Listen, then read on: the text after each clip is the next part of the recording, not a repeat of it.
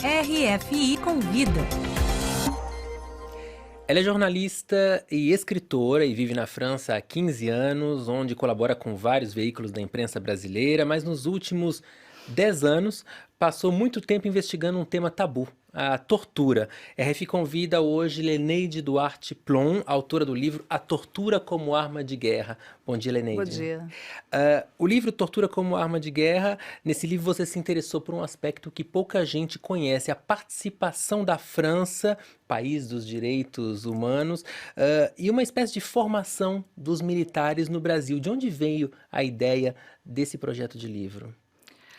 Na realidade, eu conheci a história do general Ossarrez e da participação dele na Argélia em 2001, quando ele foi processado pela Liga de Direitos Humanos em Paris, né, por apologia de crimes de guerra, porque ele tinha escrito um livro chamado Serviços Especiaux, no qual ele assume a tortura, como foi feita na Argélia, e conta detalhes. E justamente só para situar um pouco os nossos ouvintes, o general francês Paul Ossarrez foi adido militar no Brasil na década de 60, né? 70. 70. Sim, mas antes ele tinha sido resistente, junto a de Gaulle. Ele participou da resistência para a expulsão dos alemães, do invasor alemão, dos nazistas, e ele tinha sido militar que participou também da Guerra da Indochina e participou da Guerra da Argélia.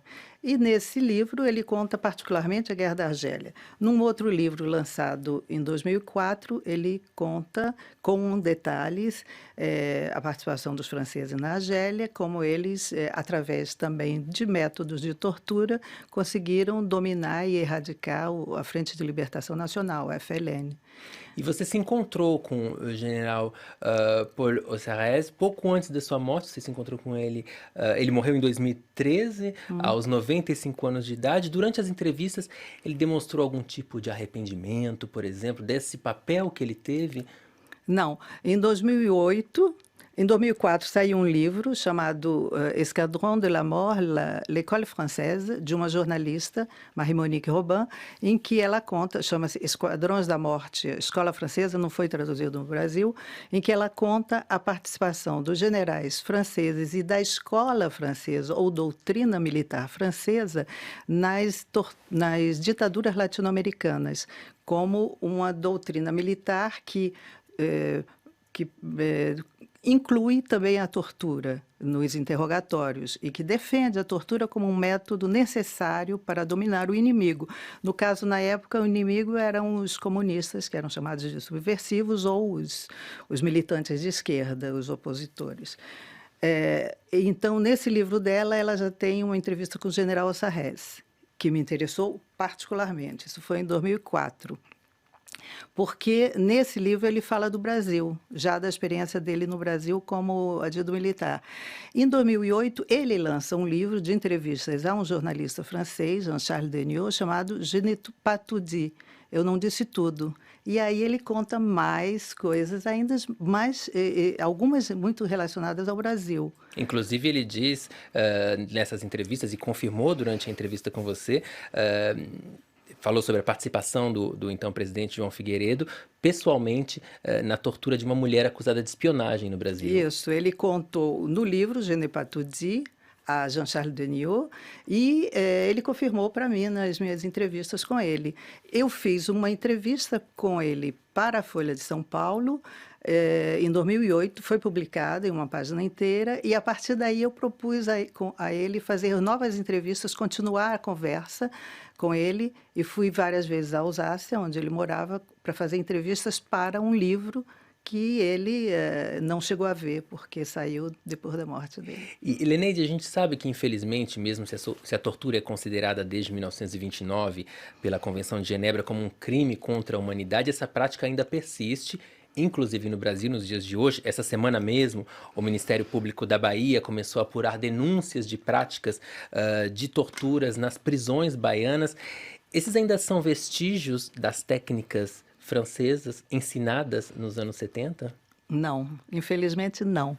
Infelizmente, os franceses não ensinaram aos brasileiros a tortura, porque o regime de Vargas, na ditadura Vargas, torturou-se muito. Os comunistas presos, porque eles fizeram uma tentativa de revolução comunista em 1935, que no Brasil é chamada de intentona comunista, de uma forma bastante pejorativa, eles foram presos e torturados nessa época. Inclusive um alemão, comunista alemão, se suicidou, se jogou de uma janela em pleno DOPS.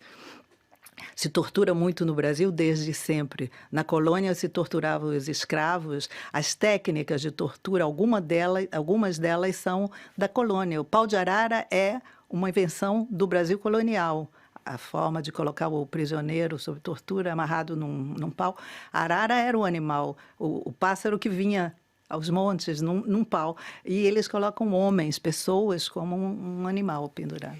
E nos últimos meses, trazendo um pouco o debate mais para a atualidade, a gente tem visto o movimento de alguns brasileiros que pedem a volta dos militares ao poder. Como você, que investigou os bastidores da gestão militar e da ditadura no Brasil, vê esse movimento de reivindicação da volta dos militares?